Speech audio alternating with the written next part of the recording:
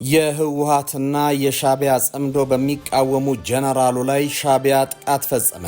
ጥቃቱ የጀነራሉ መኖሪያ ቤት ያነጣጠረ ሲሆን የጀነራሉ መኖሪያ ቤት ሙሉ በሙሉ ወድሟል።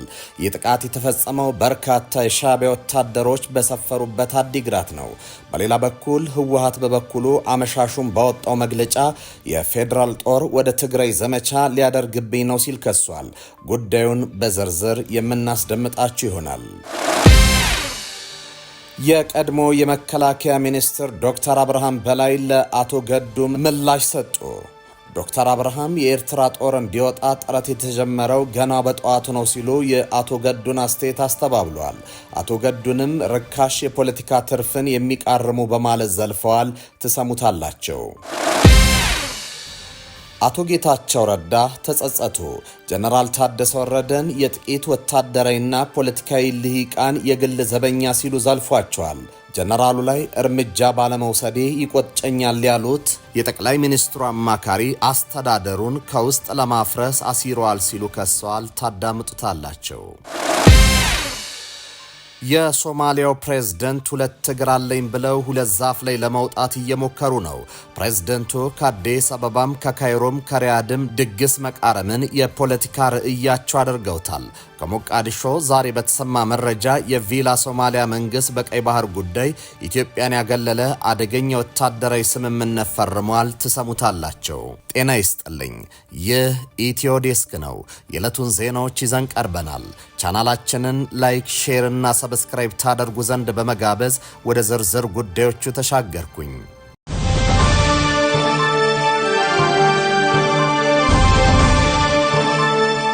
የህወሓትና ሻቢያ ጽምዶን በሚቃወሙ ጀነራሎች ላይ ሻቢያ ጥቃት ፈጸመ። ጥቃቱ የጀነራሉ መኖሪያ ቤት ላይ ያነጣጠረ ሲሆን የጀነራሉ መኖሪያ ቤት ሙሉ ለሙሉ ወድሟል። ይህ ጥቃት የተፈጸመው በርካታ የሻቢያ ወታደሮች በሰፈሩበት አዲግራት ነው። በሌላ በኩል ህወሓት በበኩሉ አመሻሹን ባወጣው መግለጫ የፌዴራል ጦር ወደ ትግራይ ዘመቻ ሊያደርግብኝ ነው ሲል ከሷል። ጽምዶን በሚቃወሙ የትግራይ ተወላጅ ወታደራዊ መኮንኖች ላይ የሚፈጸመው ጥቃት ዛሬም ቀጥሏል። ከሳምንታት በፊት አንድ ከፍተኛ ጀነራል ጽምዶን በመቃወማቸው ለሳምንታት ታስረው እንደነበርም ይታወቃል። ዛሬ ደግሞ የሻቢያና ህወሓት ወታደራዊ ቅንጅትን አላምንበትም ያሉ አንድ ሌላ ጀነራል መኖሪያ ቤታቸው ላይ ጥቃት ተፈጽሟል። በትግራይ ክልል ሽሬ እንዳስላሴ ከተማ የሚገኘው የብርጋዴር ጀነራል ጀማል ወዲ ጎጀላ መኖሪያ ቤት በትናንትናው ዕለት በደረሰ የቃጠሎ አደጋ ሙሉ በሙሉ ወድሟል። ቃጠሎ በሌሊት የተከሰተ ሲሆን በቤት ውስጥ የነበረው ንብረት ሙሉ በሙሉ መውደሙ ተገልጿል። ስለ አደጋው መንስኤ እስካሁን በይፋ የተሰጠ መግለጫ ባይኖርም ምንጮች በቤት ውስጥ ተከማችቶ የነበረ ነዳጅ ለቃጠሎ መነሻ ሊሆን እንደሚችልም ጠቁመዋል። ይሁን እንጂ በተቃራኒው ድርጊቱን ሆነ ተብሎ የተፈጸመ ሊሆን እንደሚችል የሚጠረጥሩም አሉ።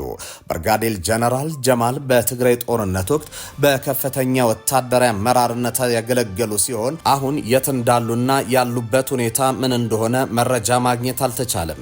የቤታቸው መቃጠል በከተማዋ ነዋሪዎችና በማህበራዊ ሚዲያ ተጠቃሚዎች ዘንድ ከፍተኛ መነጋገሪያ ሆኗል። ይህ በእንዲህ እንዳለ ህወሓት አመሻሹን መግለጫ አውጥቷል።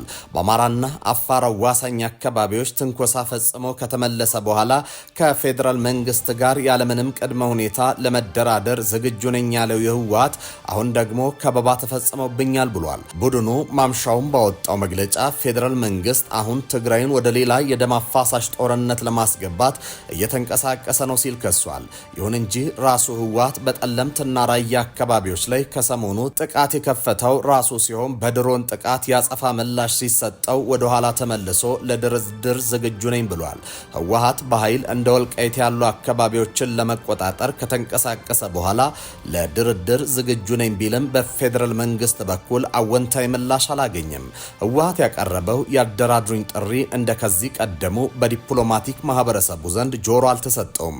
በዛሬው መግለጫ በፕሪቶሪያው ስምምነት መሰረት ወደ ድርድር ለመግባት እንጂ ወደ ሌላ ደም አፋሳሽ ጦርነት ለመግባት ፍላጎት የለኝም ብሏል።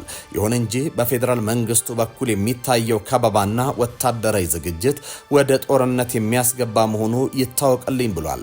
የትግራይ ህዝብ መሪ ነኝ ያለው ህወሓት በፕሪቶሪያው ስምምነት ተግባራዊ እንዲሆን በተደጋጋሚ ያቀረበው ጥያቄ በዓለም አቀፉ ማህበረሰብ ዘንድ ጆሮ ዳባ መባሉን ገልጿል።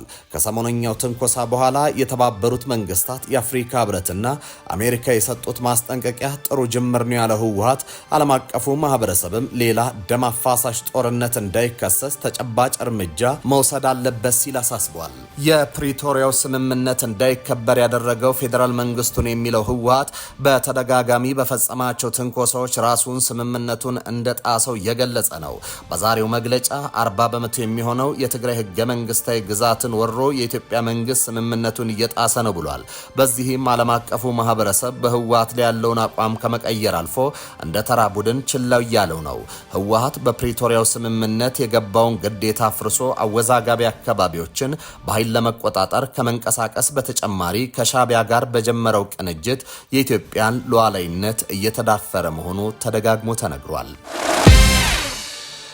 የቀድሞ መከላከያ ሚኒስትር ዶክተር አብርሃም በላይ ለአቶ ገዱ አንዳርጋቸው ምላሽ ዘለፋ የተቀላቀለ ግብረ መልስ ሰጡ።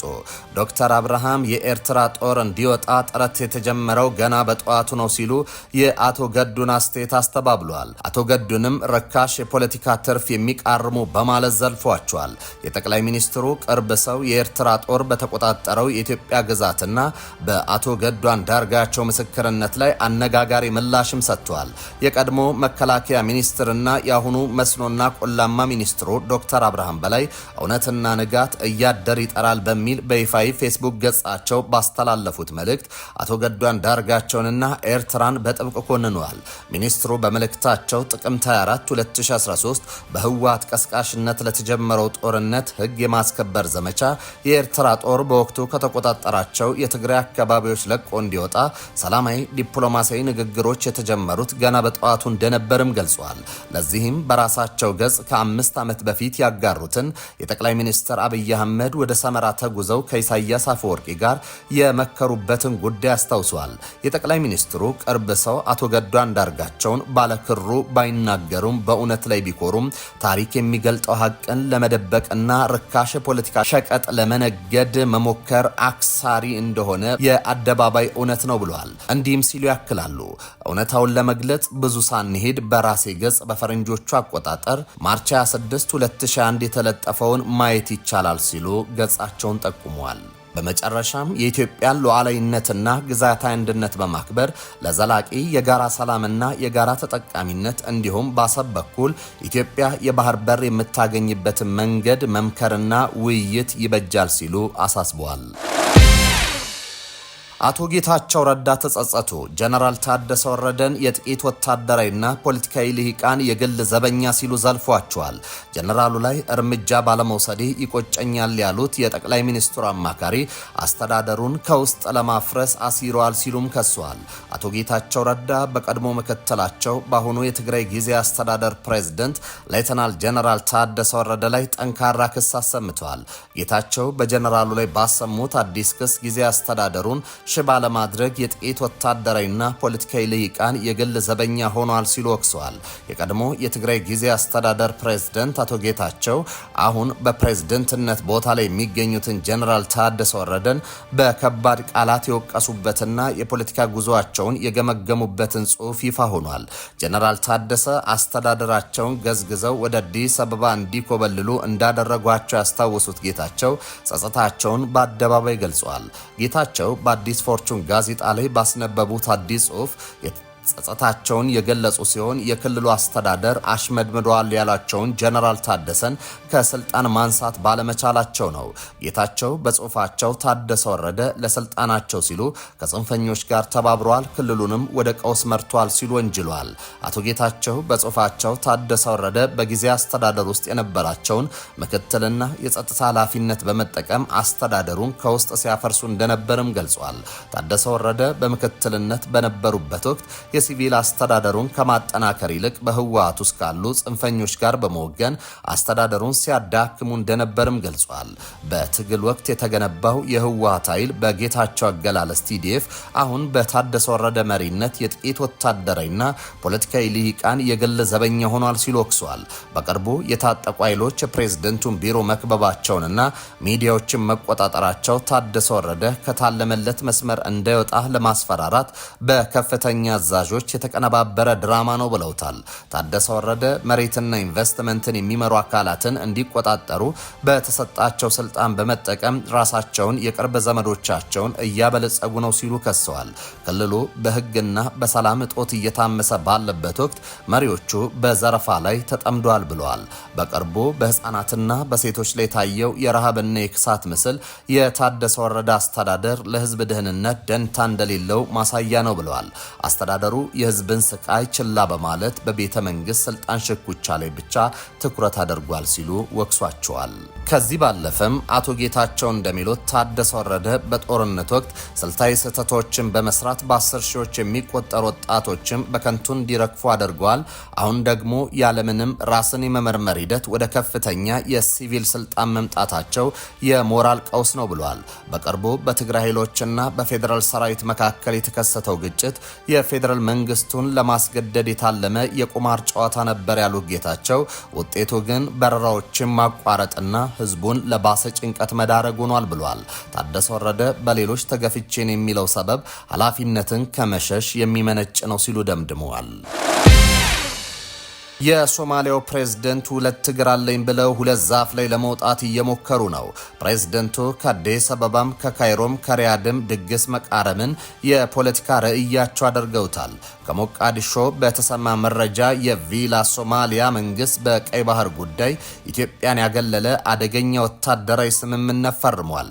የሶማሊያው ፕሬዝደንት ሐሰን ሼክ መሐመድ የሚሰጧቸውን ውሳኔዎች መነጋገሪያነታቸው ቀጥሏል። ፕሬዝደንቱ አዲስ አበባ ሲመጡ እንደ ኢትዮጵያ ወዳጅ አስመራም ሆነ ካይሮ ሲጓዙ እንደ አየር ጸባዩ መሆንን የሚመርጡ ሆነዋል። ከወራት በፊት ኢትዮጵያ በባህር በር ይገባታል ባሉበት አንደበታቸው ዛሬ ደግሞ ኢትዮጵያን ያገለለ የቀይ ባህር ስምምነት ፈርመዋል። ሶማሊያና ሳውዲ አረቢያ በቀይ ባህር ቀጠና ላይ ያለውን የጸጥታ ትብብር ለማስፋትና መረጋጋት ለማስፈን የሚያስችል የመከላከያና ወታደራዊ ስምምነት ሰኞ ዕለት መፈራረማቸውን የሶማሊያ መከላከያ ሚኒስቴር አስታውቋል ይላል። የመግባቢያ ሰነዱ በሪያድ የተፈረመው በሶማሊያ የመከላከያ ሚኒስትር አህመድ ሙአሊም ፊቅ እና በሳውዲ አቻቸው ልዑል ካሊድ ቢን ሰልማን መካከል እንደሆነም ይጠቅሳል።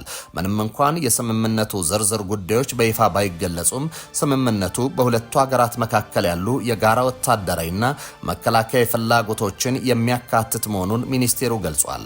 የሶማሊያ መገናኛ ብዙሃን እንደዘገቡ ከሆነ ይህ ስምምነት በቀይ ባህርና በአፍሪካ ቀንድ አካባቢ እየጨመረ በመጣው የጂኦፖለቲካ ፉክክርና የባህር ላይ ደህንነት ስጋት ሳቢያ የተደረገ ስትራቴጂ አጋርነት ነው። ሶማሊያ የአየር ክልሏን ለመጠበቅና የግዛት አንድነቷን ለማስከበር ከወዳጅ ሀገራት የምታገኘውን ቴክኒካዊ ድጋፍ፣ ስልጠናና የወታደራዊ ቁሳቁስ አቅርቦት ለማሳደግ የምታደርገው ጥረት ውስጥ የሪያድ ሚና ከፍተኛ እንደሚሆንም ተገልጿል። የወታደራዊ ስምምነት የተፈረመው በሞቃዲሾና በሪያድ መካከል ያለው ግንኙነት በከፍተኛ ሁኔታ እያደገ በመጣበት ወቅት ነው። በተለይም ሶማሊያ ከተገንጣዩ የሶማሌላንድ ክልል ጋር በተያያዘ የሉዓላዊነት ስጋት ባለባት በዚህ ወቅት እንዲህ ያሉ ዓለም አቀፍ ወታደራዊ አጋርነቶች መፍጠሯ ለሀገሪቱ የጸጥታ ጥበቃ ትልቅ ትርጉም አለው ተብሏል። ሳውዲ አረቢያ በቀጠናው ያላትን ተጽዕኖ ለማጠናከር በምታደርገው ጥረት ውስጥ ሶማሊያ ቁልፍ አጋር ሆና የቀጠለች ሲሆን ስምምነቱ በቀይ ባህር ላይ የሚታየውን ወታደራዊ ፉክክር ይበልጥ ሊያቆመው እንደሚችል ይገመታል። ተመልካቾች ለሰዓቱ የነበሩን ዜናዎች እኚህ ነበሩ። በያላችሁበት ሰናይ ጊዜ ሆነላቸው።